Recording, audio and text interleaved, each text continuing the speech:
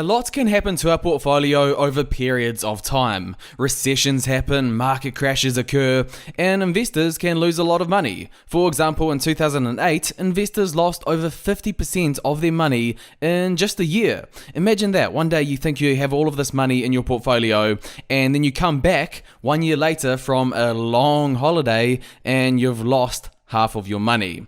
Well, this is why it's so important to ensure that our portfolio is prepared for all market conditions, because we never know what will happen in the stock market. So the question is, well, how do we prepare our portfolio for a stock market crash?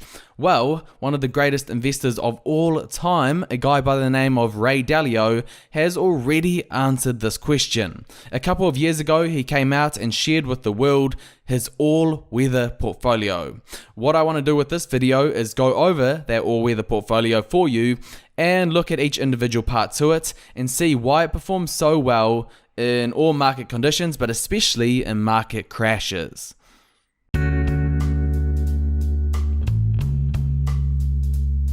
Okay, so this graph right here shows you the return that the all-weather portfolio has gotten over time. Now, the interesting thing was that while all stocks were crashing starting October 2007, the all-weather portfolio actually started going up.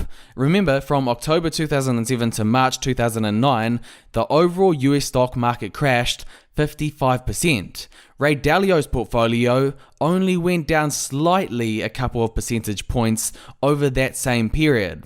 So while everyone else in the stock market had lost more than half of their money, Ray Dalio was smiling along because he had prepared his portfolio for a crash. You know, even if we look at the worst drawdowns that Ray Dalio has ever had with his portfolio, they have been pretty minimal. The worst ever has been only 6.9%, and this recovered in just 6 months anyway. I think we can all deal with the 6.9% drawdown. If we can't, perhaps we should be thinking about not investing at all.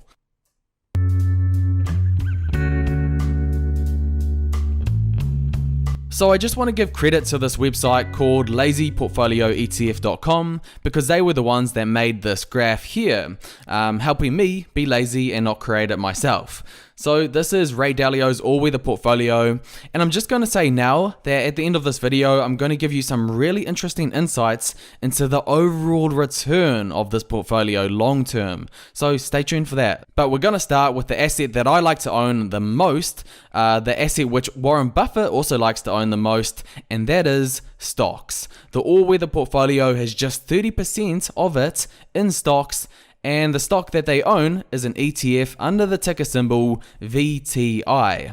VTI is just a total stock market ETF that seeks to track the performance of the US total market. They do large, mid-cap, and small-cap stocks diversified across growth and value styles. The fund is fully invested in the stock market with a really low expense ratio of 0.03%. If we look into the performance of this ETF, it has been Ray Dalio's best performing part of his portfolio by far. If you invested $10,000 in 2009 into this ETF, that would be worth pretty much $40,000 today. A 300% return in just 10 years. That is crazy good. If we look at the 10 largest holdings of this ETF, it's pretty much what you would expect. It's got the likes of Microsoft, Apple, Amazon, Facebook, Google, Berkshire Hathaway. It's got a bit of J&J in there, a nice dividend stock. It's got JP Morgan, the bank, ExxonMobil, and Visa.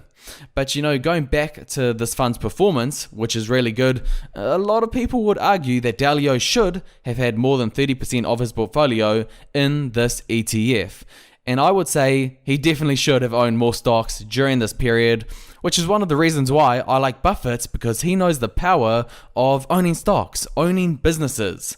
But remember this, everyone, the all-weather portfolio is for all market conditions, especially for market crashes. So it performs best relative to most when the stock market is performing poorly. Anyway, let's move on to what else is in the portfolio. Okay, so what makes up the majority of Ray Dalio's portfolio is fixed income. So his fixed income is through long-term US bonds and intermediate-term US bonds, and this is fixed income because bonds are just investments which pay you a fixed amount of interest on your investment every year. So 40% of Dalio's portfolio is in a bond that goes under the ticker symbol TLT. So TLT is simply a bond ETF which tracks bonds issued by the US government, and these bonds have maturity of 20 years or more. They're extremely long-term bonds, and you're going to get a yield to maturity of around 2.55%. So the thing with treasury bonds is you're guaranteed to get paid no matter what the stock market is doing. And it is one of the big reasons why Dalio performs so well in a crash, because these payments are guaranteed by the US governments. Then you've got the intermediate term bonds under the ticker symbol IEI, which are just shorter term bonds with yields to maturity of 3 to 7 years. But they also pay less of a yield compared to the other bonds at 2.06%. Okay, then we've got 15% of Dalio's portfolio that is in commodities. 7.5% of that is in the commodity gold. Ray Dalio, he owns gold as a store of value because gold has symbolized value for thousands of years, and as a portfolio diversification. He says this, he says, we have a situation now where we have too much debt. Too much debt leads to the printing of money, so all of those things mean that some portion of our portfolio should be in gold. Because often gold's price follows the amount of money in the system, so obviously increased money printing can increase the price of gold dramatically, and they often print money in and after a stock market crash. So Ray Dalio simply has his gold in an ETF under the ticker symbol GLD. GLD is the largest ETF to invest in physical gold and tracks the gold spot price using gold bars held in London vaults. Interesting. And the final part to Dalio's portfolio is a more general commodities ETF under the ticker symbol GSG. GSG tracks a version of the S&P GSCI, so basically it is exposed to as many commodities as possible. The GSCI tracks 24 different commodities from all commodity sectors: energy products, industrial metals, agricultural products, livestock products, and precious metals. So this ETF tracks a range of commodities. However, the ETF is a bit more expensive than most, as it has an expense ratio of 0.8%, but it does give you exposure to a range of commodities, so, at least Dalio thinks it's worth it. And that is what Ray Dalio's very famous and very popular all-weather portfolio looks like. Now hang on a bit, because we're going to talk about the performance of Dalio's portfolio in a minute, and I'm going to show you why I prefer a different strategy when it comes to my portfolio. But yeah, essentially his portfolio is 7.5% in gold, 7.5% in commodities, then you've got 55% in bonds, which I know Buffett would look down upon, and you've only got 30% in stocks, which is the main reason why the portfolio has not performed as well as someone like Buffett in the long term.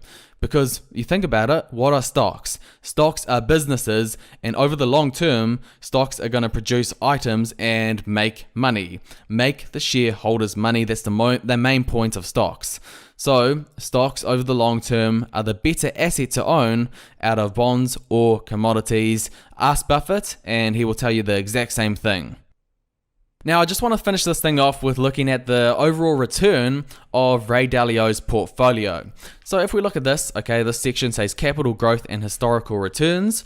It says an investment of $1,000 since January 2007 now would be worth $2,282 with a total return of 128.23%. That is only 6.82% annualized. Okay, so if we compare this to something like the Vanguard S&P 500, the Vanguard S&P 500 got a 14.7% return over the last 10 years. Ray Dalio, he only got a 6.82%. If we compare it to someone like Warren Buffett, you can see Warren Buffett, since he's been investing, since he's made Berkshire Hathaway, he's generated a return of 20.9%. over that, like 50 years. So Ray Dalio, over the long term, he doesn't have the best track record of getting higher returns. What he does have is he's got an amazing track record of, performing well in stock market crashes and getting stable returns that are trustworthy, that you can bank on. So basically, if you think there's going to be a stock market crash in the next couple of years, you may want to look at, a certain strategy to Ray Dalio, because you know that his portfolio does well in stock market crashes. If you ask me, I personally prefer a different tactic to prepare for a market crash. I definitely would like my portfolio, and do have my portfolio, in a lot more stocks compared to just the 30% owned by Ray Dalio. Owning stocks over the long term, it's a powerful thing. Buffett says the exact same thing. Stocks are there to make money, and that's why I personally prefer to have a lot more than 30% in stocks. And then I've got other market hedges, like I own gold and I own cash equivalents, which, Warren Buffett, that's what he does. He owns cash equivalents so that when stocks crash, he can keep buying more when they are cheap. So that's, another way around preparing for a market crash. And you can also own some dividend stocks, because dividend stocks, if they have strong balance sheets, they will keep paying dividends in periods of market crashes, and then you can still use that money to buy stocks when they are cheaper. So there's a couple of other tactics you may want to look deeper into. Or you can just employ Ray Dalio's portfolio for returns that are trustworthy, that are stable, and for returns in a stock market crash where most people will lose a lot of money, your portfolio will remain stable.